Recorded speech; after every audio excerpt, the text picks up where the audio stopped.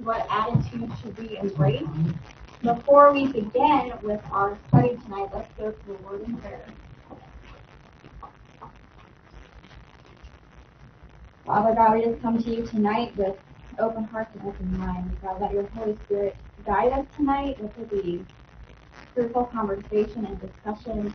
And help us to learn about what attitudes we should have, what attitudes you want us to adopt. God, we know that where two or more people are gathered in your name and you are here. So God, to you be all the glory. And we thank you for these people, your faithful disciples who come to learn and grow in your name. It's in your holy name that we pray. Amen. All right. Well, welcome. We've got a full house tonight. Welcome. Come on in. Come on in. All right, so we are in lesson 5 of the book of Ecclesiastes. We read this past week, Ecclesiastes chapter 4, verse 4 through chapter 5, verse 7. So we'll begin with this. The church is full of hypocrites. Christians often hear this from those outside the church. Instead of uncomfortable acknowledgement of the obvious, I like to respond by saying, yes, but if you think they're gone now, you should have seen them before God got a hold of them. That's a good response. So we'll begin with our group discussion question. We don't have to get a piece of paper. I'm just fill in the blank. A hypocrite is blank. If you would like to take a stab at defining what a hypocrite is. Two-faced. Phony. Says one thing and does another. Says one thing, does another. Doesn't act the way they believe. Doesn't act the way they believe. Receives worst faults in the people who criticize most.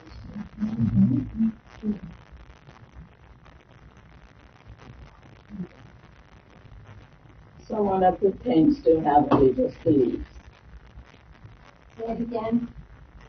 Someone who pretends to have religious beliefs.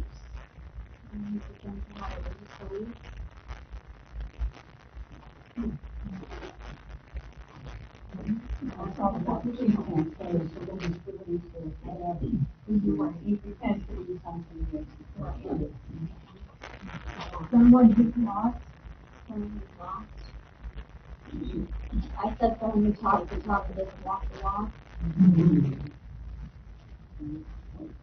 All right. So when it comes to how faith should change a person's life, expectations are high, and rightly so. We become like those we live around, and if that includes the Lord, then we will see our lives begin to reflect His. In this passage, the teacher or prelate explores some everyday values and attitudes that a relationship with God should entail. And so, let's go ahead and read Ecclesiastes. We're in chapter 4, by the way. And we're starting in chapter 4, verse 4, and going. I'm just going to read verse 4 through 16 right now. All right. So, and I saw that all labor and all achievement spring from man's envy of his neighbor. This too is meaningless, a chasing after the wind. The fool folds his hands and ruins himself. Better one handful with tranquility than 2 handfuls with spoil and chasing after the wind. And I saw something meaningless under the sun. There was a man all alone. He had neither son nor brother. There was no end to his spoil, yet his eyes were not content with his wealth. For whom am I toiling, he asked, and why am I depriving myself of enjoyment?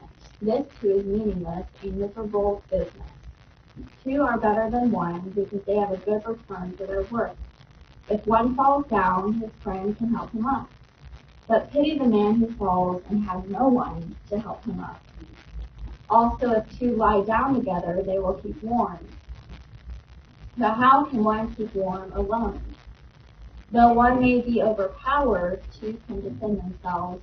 A cord of 3 strands is not quickly broken.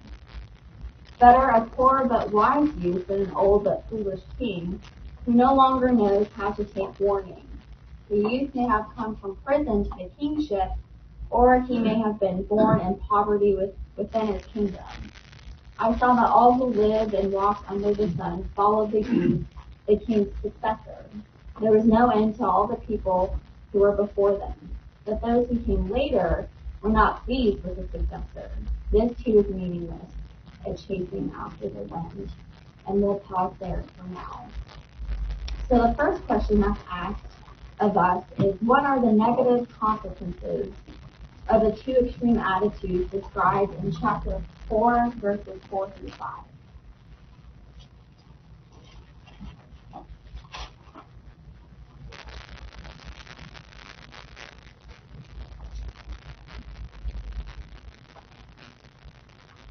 And for those of you, I know some of you are here for the first time, this is a discussion-based Bible study, so just feel free.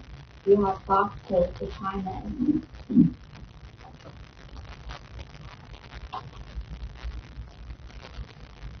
So what are the negative consequences of the two extreme attitudes described in 4 verses 4 through 5?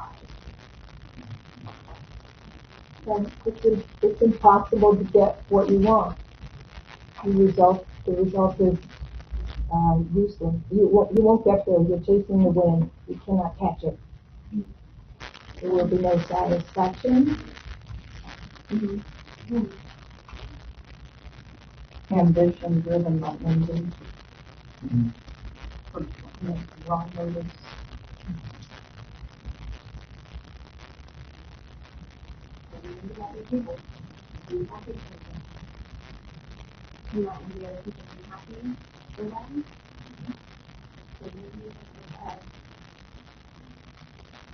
I was with up in most of my production events and so I read the Bible and I something that he's measuring extreme laziness with the zealous workaholic. And so, so the question is, what are the negative consequences of two extreme attitudes, extreme laziness for those that and I just studied the music, but I don't know if that's just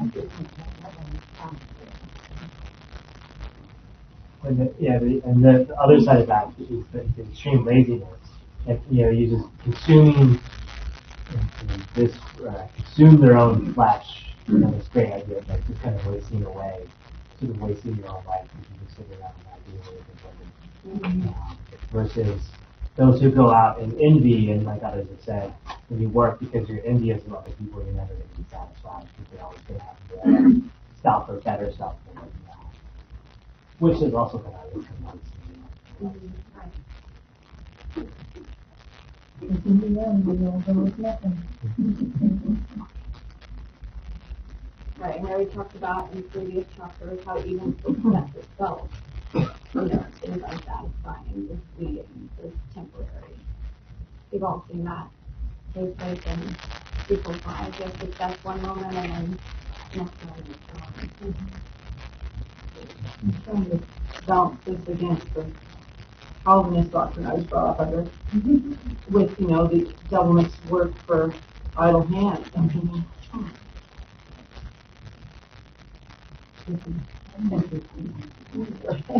Because it says, better one handful with tranquility than two handfuls with toil. Look at 1.5. Because, tranquility, you can't have all tranquility. But you can't have all work. All work no play. All play no work makes Jack and your sport. Do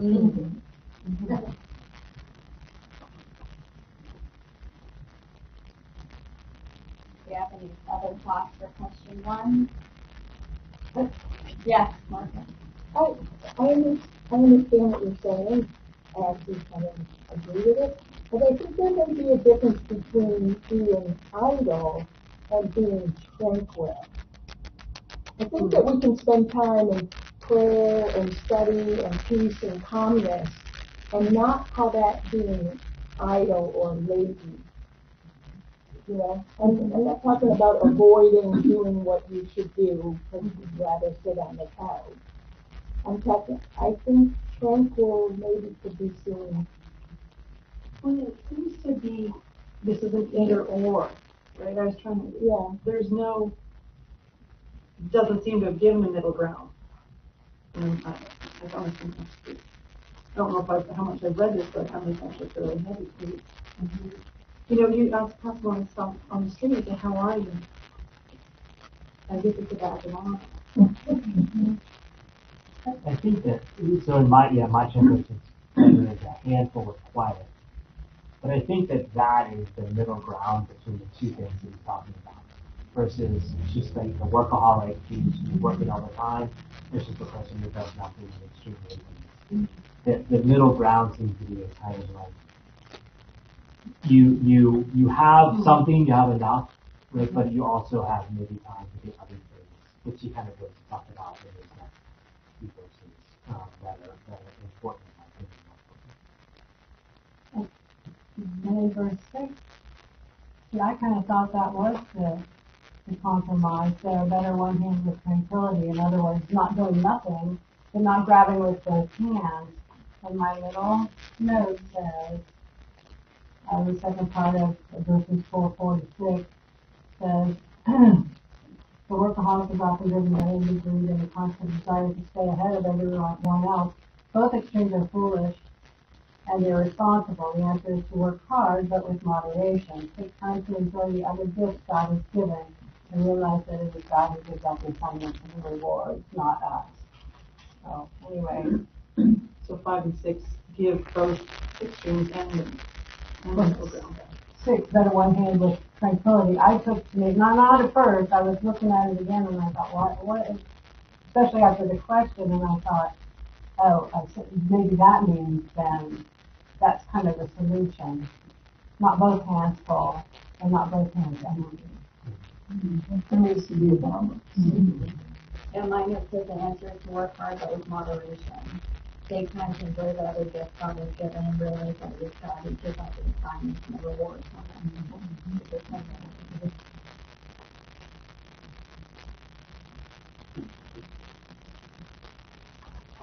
Okay, well, I think we answered 1, so let's move on to 2. 2 asks, what irony concerning the workaholic's effort is spoken about in 4 verses 7 through 8?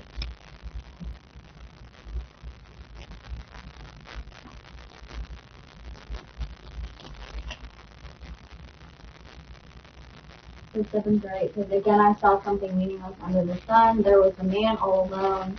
He had neither son nor brother. There was no end to his spoil.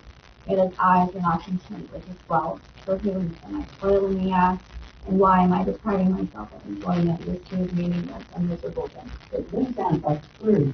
He did that. He didn't want to lay up any time either. We've often thought of this, someone on the Stairmaster. That's what this thing says. Peddling that mad to go nowhere. Well, yeah, and I think it's that there's no larger reason, there's no greater purpose. You're just working to work to gain stuff. If you don't have the family, if you don't have the children that you're sacrificing for and working hard for, so you can give them a good future, but what's the point of all of that? If you don't have anything to share, what do you You're only working for yourself. So that needs to be, that's quite right.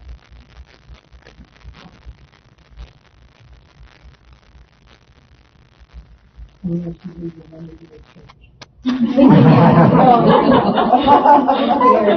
There's a brochure on it. There should be a little.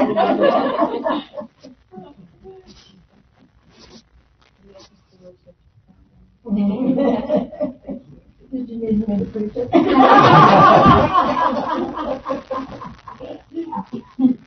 That would be a good one.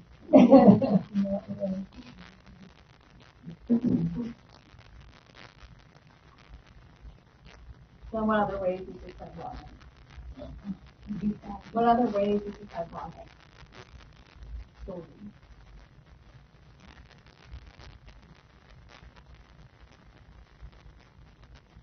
Well, the fact that he wasn't content with his life. And there was no enjoyment. All that work and all that hard work and time. Was it ironic? Is that ironic? The, the fact that it's ironic is because he's spending all this time working that he doesn't have any other time to establish a family, form relationships. That he's happy to I'm finding a lot of share with. The idea of all this success and he can share it with no one. Yeah, I think that the question is, and it's the same kind of irony that for whom am I toiling and depriving myself of pleasure, while toiling for myself and depriving myself of pleasure? I could just stop working and give myself pleasure, but you can't seem to come to that next step. Yeah. Even if it gave himself pleasure, he doesn't have somebody share that with him. It's almost like a sudden awakening, as though he was doing it mindlessly. And there's a sudden epiphany.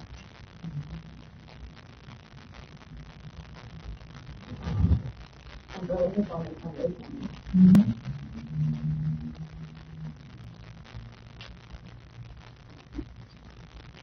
So we'll move on to 3. You can answer this. We'll move on to 3. On a scale of 1 to 10, or from 1 to 10, 1 being lazy and 10 being a workaholic, how would you rate yourself? Do we like count to 3 and everybody hold up? That's a really good idea. That's a good idea. Sometimes we don't have to answer. It depends on what kind of work you're doing. Are you working for a company? Are you working for your church? That's, I mean, right. I mean, you're retired, so I think the joy of working in your church is totally different than working for a company. Because when you're working for a company, you're trying to prove yourself. And pay your bills. Even in the church, there are enough times when we take on Too much, but we call it Presbyterian Railroad. we are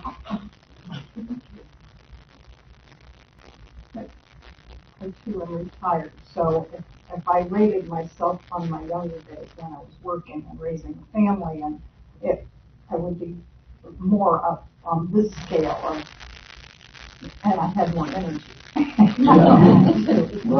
And now I'm, and I have some limitations too, I have my vision and things like that. So that plays a part in it. But like we were saying earlier, being still doesn't have to, being still doesn't have to be lazy.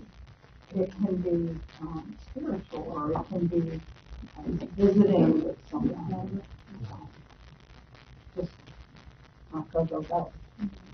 I do need to get out of my recliner.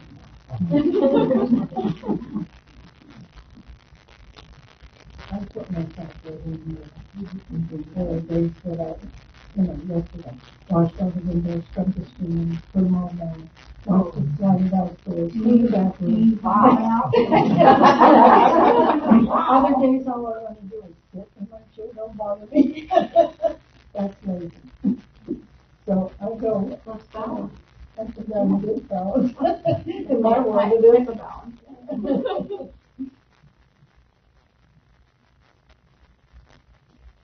I'm like a 10.5. Oh, no. you really need to work I'm in the middle of this career change. I actually haven't worked since the end of June, and it was nice at first. Now I'm bored out of my mind. I'm just going around the neighborhood like, do you need a new roof? Do you need a yard? I'll do it for free. You might want to start on that path.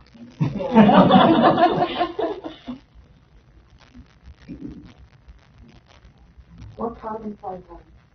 Would that make you a 5? Is that balance? maybe.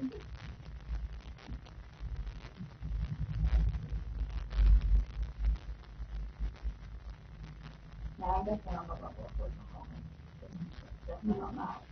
And like Cindy was saying, ministry is so hard because it's, it's not really work and it's never ending.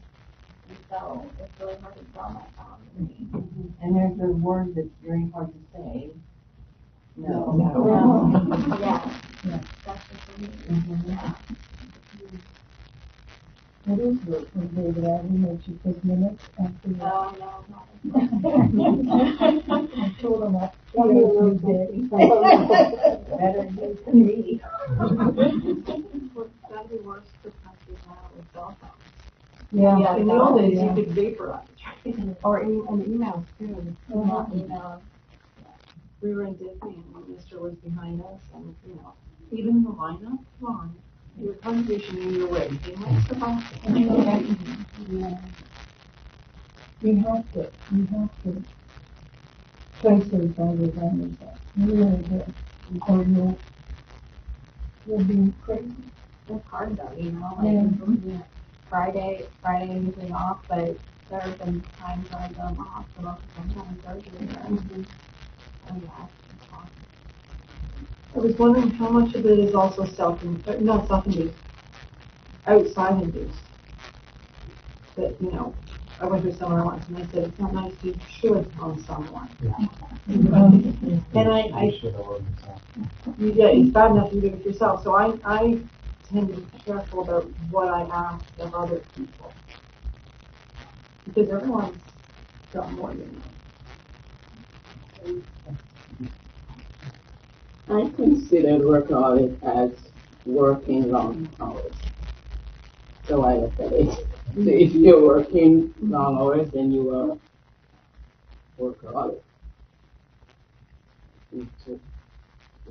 4, it's kind of balanced here with lazy and but going after hours is workaholic. I look at it. So the second part of this question is how could the balance that we talked about in verse 6 help you?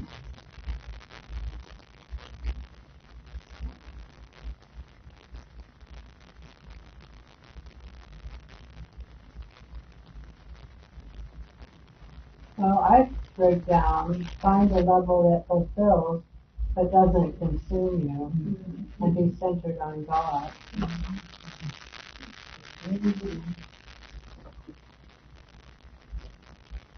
Psalm 46. I have him put that on his watch. I mean, for me, I've realized how important rest is if you can make vacations and take time off. But even if it's just a long weekend or turn the phone off. And also, I think, I don't know if I'm allowed to use it screw you here, but I got screwed out of my job. And I did it really, really well.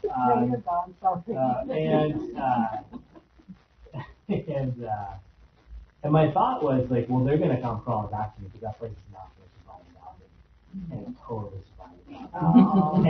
And I realized that while I was important, I did good things there, I was not the thing that held the whole place together, even though I thought it was at times. And so that kind of putting that into the perspective of understanding that the world keeps turning, even if I'm not doing, working or doing whatever.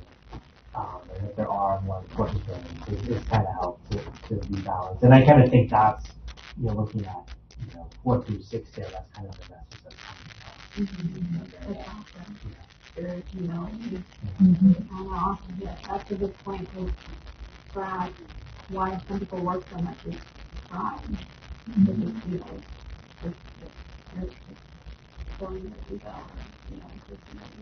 It's also, it's a distraction and it's a type of numbing agent that if you always keep yourself busy, you don't ever have to stop and think and face up to emotions or to other things.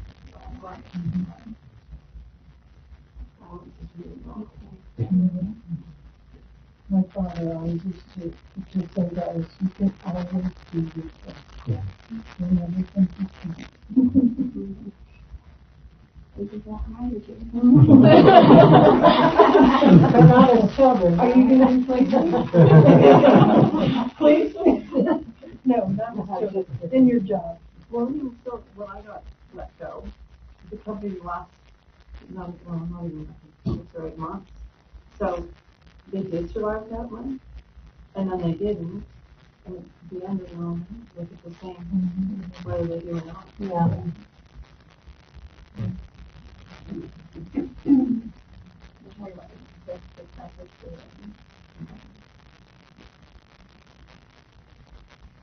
Try to come up before the fall. Oh, yeah. But if you're only focused, my allergist said that it's a great piece of me. You know, if you don't enjoy the journey, there's nothing to it. I would take that a step further, which was really what this whole book is about, and what you're doing as well, the greater purpose. And it's really meaningful. And the teacher is saying, no, it's not everything is meaningless, but we're taking it from that human point of view, human perspective. There is not greater purpose there. Okay, so we'll move on to 4. 4, what are the benefits of partnership? It's referring to verses 9 through 12. So this is very famous part of Ecclesiastes, especially 12. Though one may be overpowered, two can defend themselves. A cord is rich brand and not quickly broken. So what are the benefits of partnership? And then help you share the wood. And the joy. And the joy. You have to get a better spot. And the hardship. Yeah, I think we find that fun and labor.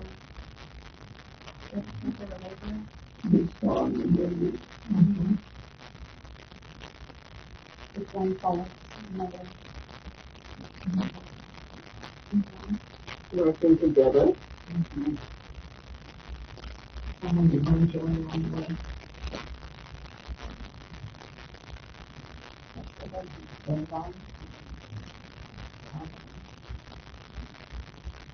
Comfort, communication, like interests.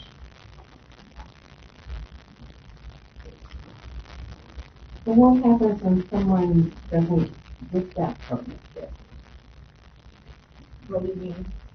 I mean, it could be a son or a daughter who doesn't have a relationship with another person and they're sad about that. So what do? I mean, as a parent? It's not romantic. Well, not even that, but you even just to share things like what Lisa's saying and, you know, to share thoughts with, to be together with. It doesn't have to be romantically, but it just to be A friendship. Yes. And I don't mean between two of the same gender. I'm talking about like a man and a woman. What do you do as a parent? Well, I know. I mean, you're just trying to give, because I know one of my children said, "Mom, I'm so lonely," and it's really very heartbreaking. Yeah. I think a lot of my generation, I think we come struggling with this loneliness with all this, like, technological engagement. It's kind of ironic how we're so accessible to people online, yet we're lonely. Because we're not having that, physical community. Which really is not It's not, and then we have, social media. There's essentially people's highlight reels, so then you're comparing yourself to other people's lives, and then that contributing to loneliness and depression and all types of issues. The atomization of society that we've taken a community as society and just reduced it down so much to just being all individuals, atoms in a society. And so then you have people end up very lonely, they don't have anybody to support or I think everybody wants somebody that loves them. And sometimes that doesn't happen. Well, yeah. So, I don't know. What, you said what you do, you know, But we're very supportive, that's all I can say. and that's That what we're you do, very you supportive. listen, you care, you love. So, that's, Yeah, that's that's all right. right. We want to, though, don't we? We only have so much control. Especially for adult children. Especially. Yeah. That's right, adult children. Yeah, you definitely lose control. Yeah, you do. But you can still be, positive voice, positive encouragement. Encouragement goes a long way. There used to be in society certain connecting points that people would come into just through regular daily activity, like going to the bank, going on to see a teller that you saw every time, or going to the post office on a regular basis, or certain other things like that that we often now don't even see a person to do. Mm-hmm. Right. It's just completely individualized. And now with COVID and for instance, my husband, he works entirely remote. So, I might be one person who's funded. So, how that just, the whole host of factors. And like the people managers that have no real partnership, that are both women and men. Right.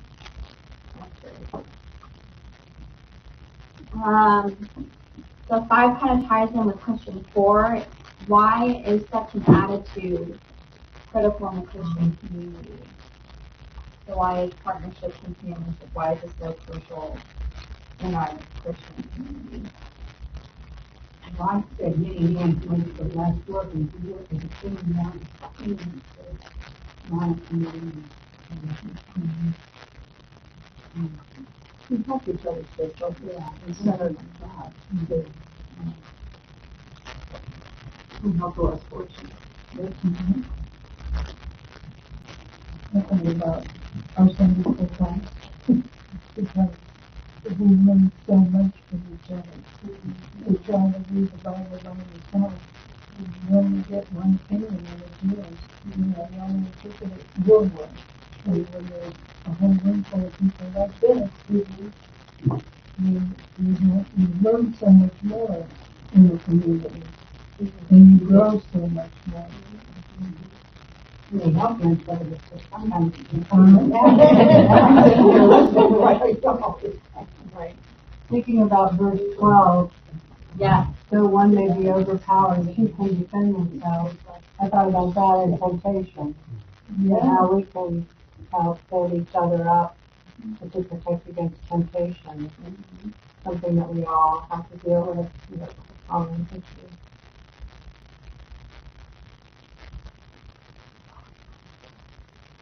Well, I had a comment on that about just the teachings of Jesus and like your neighbor, service to others, that's such a huge, thing. But also throughout my life, and I think others too, if you are active and make relationships in a church, no matter what church you're in, it means so much to you as you go through life spiritually. I mean, ever since I came to this church, I lost my mother, I lost my husband. It's like people in the church community support each other, and I find that with teacher friends too. The teaching community. Anyway, but still, I have a friend who lives in the Orlando area who lived in Celebration in that area for a long time, and doesn't have. She has a lot of health issues, and she's homebound a lot because of these health issues. She's younger than me. She doesn't seem to have much of a support system in the sense that people, do a meal train or they, check in on her or all the different ways people help support us and do things for us and how we support each other throughout our lives. She doesn't have that. And I just can't imagine why, even though throughout many years, I've been active sometimes in church, I've been less active and not coming for a while, but still overall, for 30-some years, I've been a member of this church and got to know lots of wonderful people. And I don't know, I just feel like That's really what The Sunday morning probably goes a long way. yeah, now we can be hard, yes. For some people, yes. Exactly. Even handshakes. Or the phone, or the coffee, right? Like, Yeah. I remember saying to one of my friends, you know, how are you? So fine. I said, I'll believe you even though I know you're lying. If you take that, though, kind of tied into what discussion we're just having, which is more and more people who are choosing to not come back to the church, but just to watch services online. And it's not the same thing. Again, it's this aggravation. Well, I'm just sitting at home with my coffee and again, but then if you sit, you can't build that kind of support networks and get the support and help that you need and all those other things because of what technology allows. Right.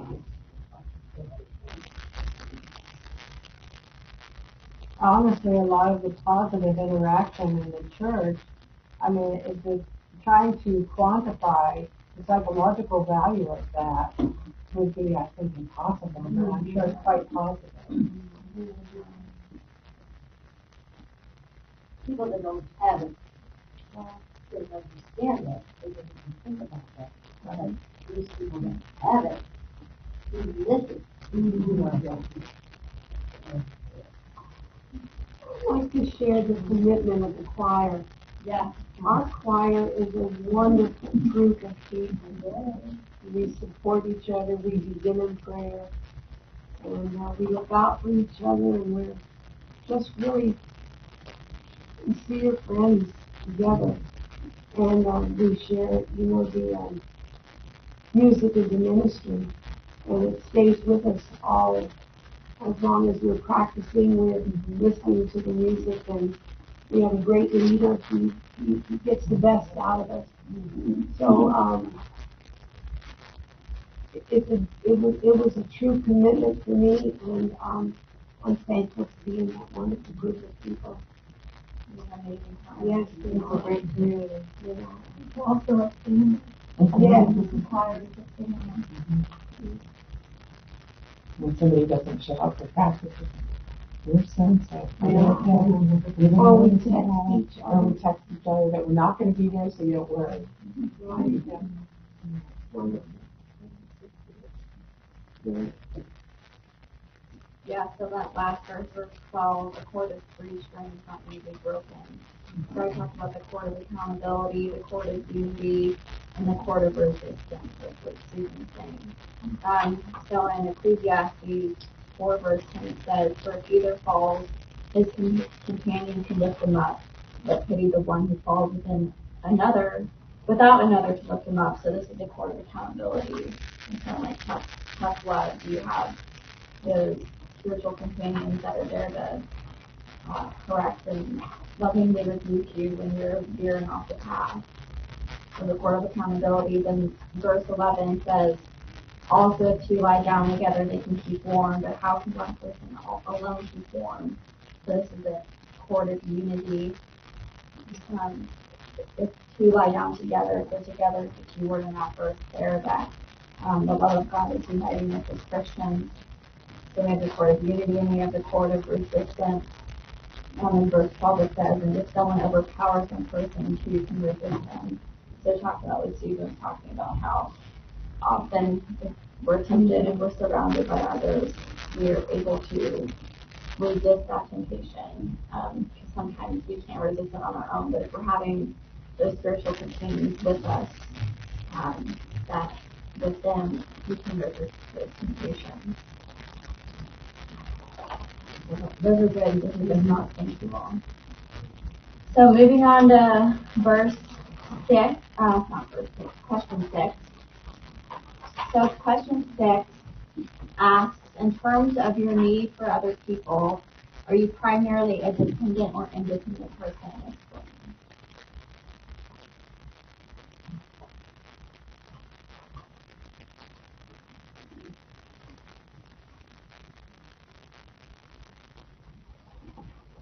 Do we have independent souls in here or dependent souls? Yes. Oh no, it's independent. I was raising souls. my hand. Independent souls. Extremely far too independent. I'm really good. Something I'm really independent. I've got a wonderful group of friends and, students and advice and they're not all in some state. You know, a lot of them. Some are state of respect. I was saying I'm independent, but then when I look at it, I says, no, I need to be dependent because we need to depend on someone. So I'm thinking that I am a dependent person because we do need someone to depend on at times. We need to be interviewing. Yeah. Exactly. But I need to know that there are people behind me. I wouldn't be able to do half of what I do if I didn't have that base. Mm-hmm. That's where Mary Ann said it again, moderation. We have to experience independence, dependence. We need to go middle and interdependence. This is balancing that unhealthy individualism, which is very rampant in America. Because we're all about, the individual. But also balancing that true dependence. That interdependence.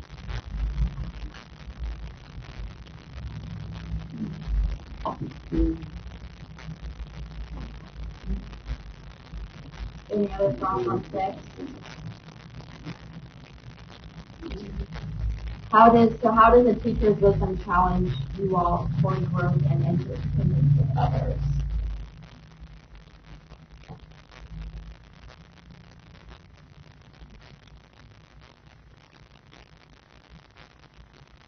You need to be dependent on God too.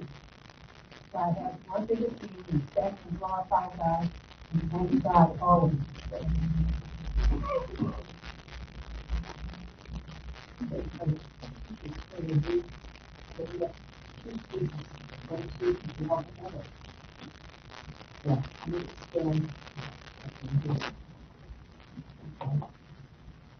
Understand another kid and they can help each other.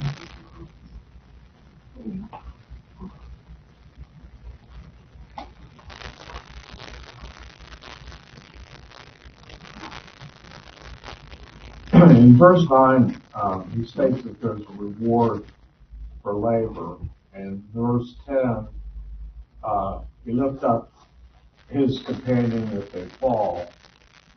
If he's alone, no one can help him. And I think also that there's satisfaction in it, and satisfaction and accomplishment or providing for a need. And also, you have the possibility that friendship, you can become a friend with somebody that you never knew before. So, also, they have a common interest that they're working on. Mm-hmm. And I also think that there's satisfaction in completing, the task at hand as well, that they did it together or as a team, such as a ministry.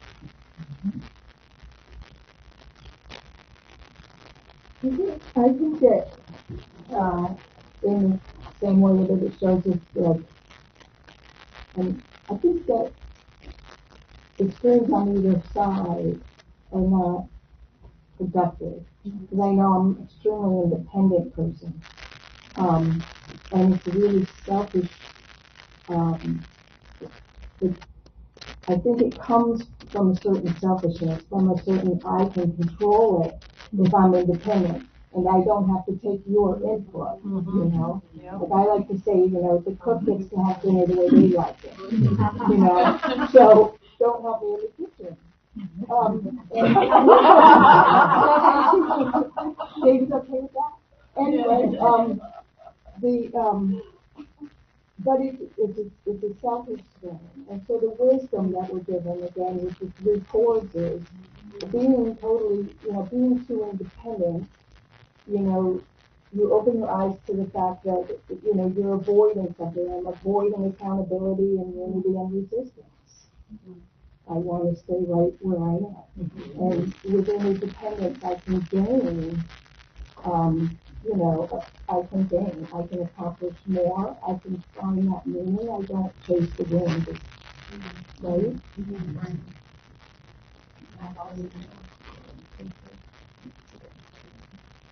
I don't know if you said this, and I dismissed it. I'm sorry, I don't want to repeat it, but this cord with 3 strands, as we're talking about being dependent on each other, I'm just thinking 2 people in God, and just the 3 strands that would make it so strong. But I don't think, I looked in the notes, I don't see that reference, and so it's probably just my imagination. No, and that's often referenced to in, you know, like in marriage, right? We have, you know, the couple and then God.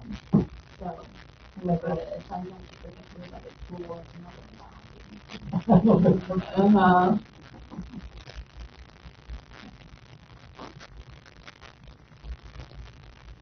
Okay, so we'll move on. We'll move on to question 7 here. Ecclesiastes 4 verses 13 through 16 outlines a rags to riches story. What, however, is the ironic twist to its ending?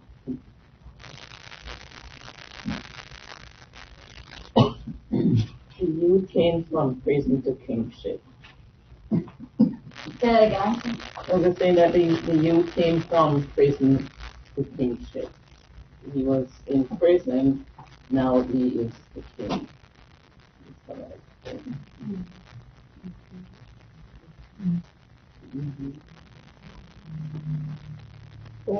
I think we see that theme of all things being cyclical again. It starts over.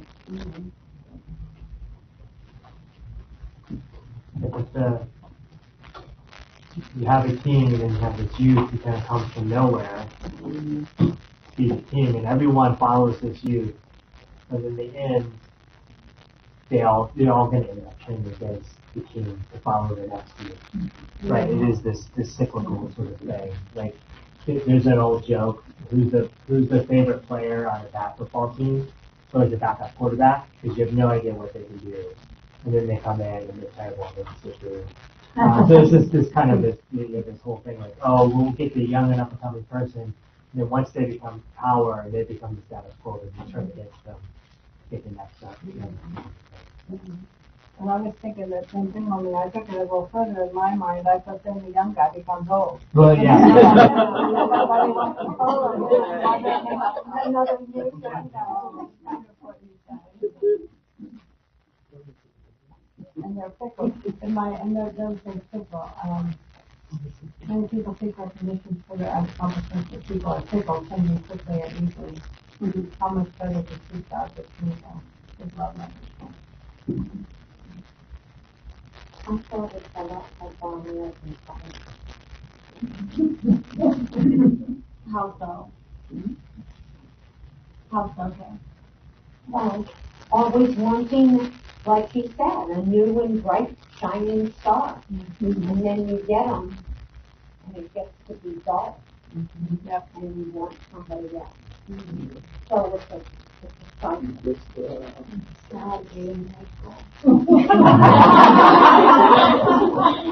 Some of us can't remember that. You want to share? I don't. I guess you thought.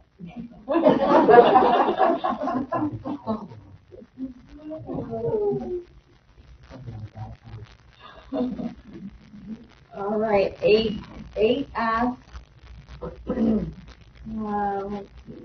What examples in your experience illustrate the end-seeker nature of a teenager's teaching powers are within the couple?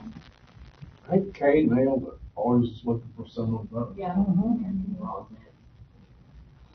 I've said it several times where people have wanted me to be in a leadership position. Because they're like, you're going to change things up and kind of shake things up and get things going. And then I come in and I do that, and then they don't like me to do it. Because they wanted me to like shake all the other people up and not get. So then,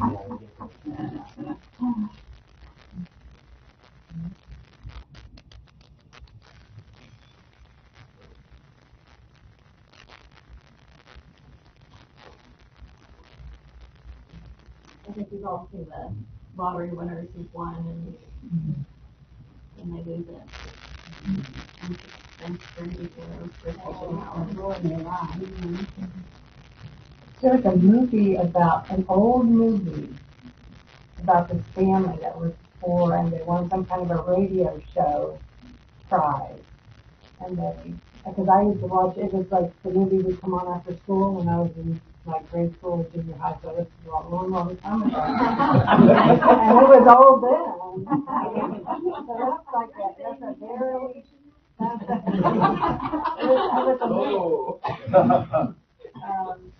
so that's been a problem, I guess, for people that win contests and prizes and things for a long time. Almost like a property or something.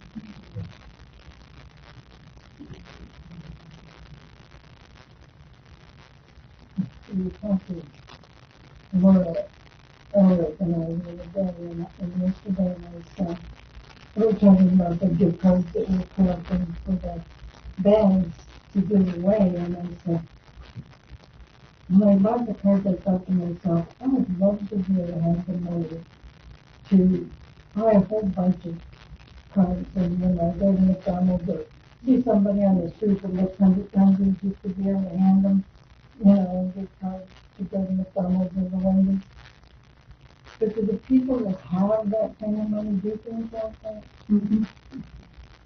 I know somebody, I don't have that kind of money. I know some, some people, they take care of the needs. Stefan, it redeems your faith in humanity. Let's see. Well, we only have about 8 minutes, so we'll go ahead. So we also had to read chapter 5, verses 1 through 7, and I'll read that real fast. That says, guard your steps when you go to the house of God. Go near to listen rather than to offer the sacrifice of fools who do not know that they do wrong. Do not be quick with your mouth. Do not be hasty in your heart to utter anything before God. God is in heaven, and you are on earth, so let your words be few. As a dream comes when there are many cares, so the speech of a fool when there are many words. When you make a vow to God, do not delay in fulfilling it. He has no pleasure in fools. Fulfill your vow. It is better not to vow than to make a vow and not fulfill it. Do not let your mouth lead you into sin, and do not protest to the temple messenger, my vow was a mistake. Why should God be angry at what you say and destroy the work of your hands? Much screaming and many words are meaningless. Therefore stand in awe of God. Another version that says, therefore fear God. So, question 9 says, contrast the two approaches to God described in verses 1 through 7.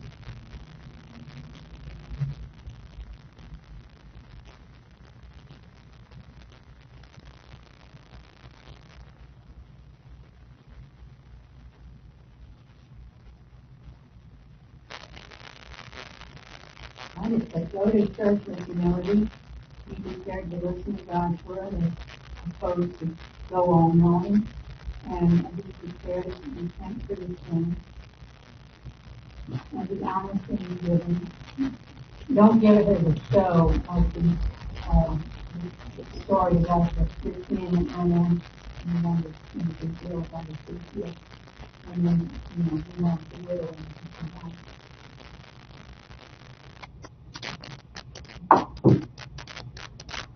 I saw this as a lesson in righteousness that God already knows what you're going to say before you say it. And he really doesn't want somebody, coming in and rambling, a lot of recitation. And we're basically taught to pray specifically. And this reminds me of the story or the parable that Jesus taught, where 2 sons were asked to work in the vineyard. And one said that he'd do it and he didn't. The other said he wouldn't do it, but ended up doing it. And God wants us that we are going to make a vow, or we are going to make a promise that we hold to it. And that parable is Matthew 21, verses 28 to 32. These verses too reminded me of James. I mean, there's so much that's in there. You put the listens, those who not making a vow, right? It was a pretty big deal because that shows up multiple times. Jesus says something similar to that in the Sermon on the Mount. Yeah. And so, it's a pretty big deal. I was preaching once who said, if I'm speaking with someone or tell them, or pray for them, he said, you know, I lost faith and to pray for them. So I don't get something else in my mind and get it and do it. And sometimes less said better. They healing voices better than Think before we speak. The difference seems to be that the teacher's saying when you go to the temple, when you approach God, with humility, with reverence, and with a kind of cautiousness in what you say and what you do, versus the fool who just kind of goes in and says whatever comes to mind, and offers sacrifices, but then never actually stops doing the evil thing saying that he sacrifices for, and just kind of spouts off and does whatever, it's just draws the higher up God, and then just kind of gets it worse. So the fool's not listening to God. Yeah. And they're not sincere and not I wrote religion becomes meaningless unless it is a heart-centered spirit. When you said that, when you think about Catholics who confess to their priest, and they go out and do the same thing wrong because they never go back and confess again. Well, but the priest might actually tell you can't get repentance if you keep doing it. So unless you stop, you can't come back to confession, which is the deep end. So there is they can put the kibosh. Wow. Unless you stop, you can't. Well, there's a word for it. I can't think of what the word actually is, but it is you keep coming back and confessing this exact same thing. Yeah. You do not have a repentant heart. So therefore, I'm not going to offer you to say the rosary, and this is absolved. You really have to have a repentant heart. Yeah. So you have to go really spend some time and with God to really change your heart and your life, and then come back and talk to God. So you're talking about doing rituals. Yeah. There's some specific. I was just listening to a podcast where they were talking about this. That's why I was on it.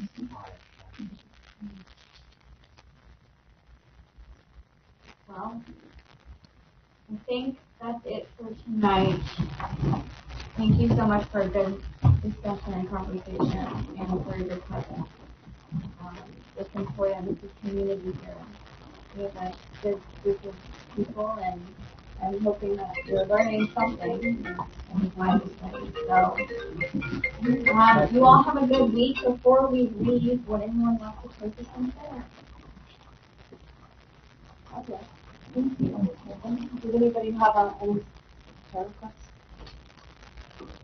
Yeah, I do. I think most of you know Chad that works here in the church, and he's very devoted and dedicated.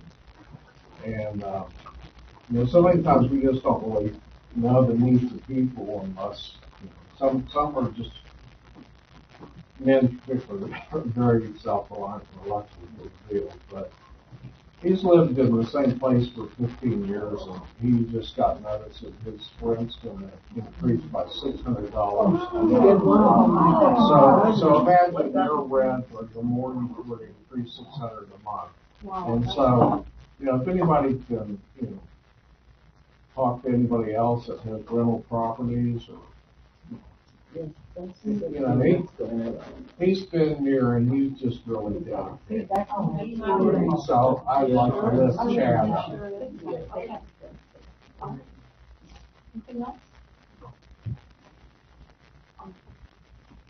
Oh, dear Heavenly Father, I'm just so incredibly thankful that we can gather and be together and discuss your word. It is just so rich. Thank you for this fellowship. Thank you for our time together. Thank you for bringing Pastor Margaret to us. I pray that you bless her leadership and bless her. We're so thankful that she's here. And thank you for this wonderful lesson on the importance of community and friendship. God, help us all to be more balanced with our work. I pray that we would all be mindful to fulfill our vows that we have made to you, whether it's to this church or in our marriage or baptism, that we would not delay in fulfilling our vows, and that we would be more mindful of how we approach you, give us all a greater respect for you and the fear of you, that good kind of fear of you, that gives us a repentant heart. Give us repentant hearts, Lord, that we can really repent instead of confessing the same and over. I know I do that. And Lord, I do lift up Chad, and I pray that you would provide for him and just provide in ways greater than he could even think or imagine, and give him wisdom as he is searching for a solution to the rent problem. Lord, I just pray that you would cover him with your grace and help him with all of his needs. And keep us all, protect us all this week. And in Jesus' name, amen.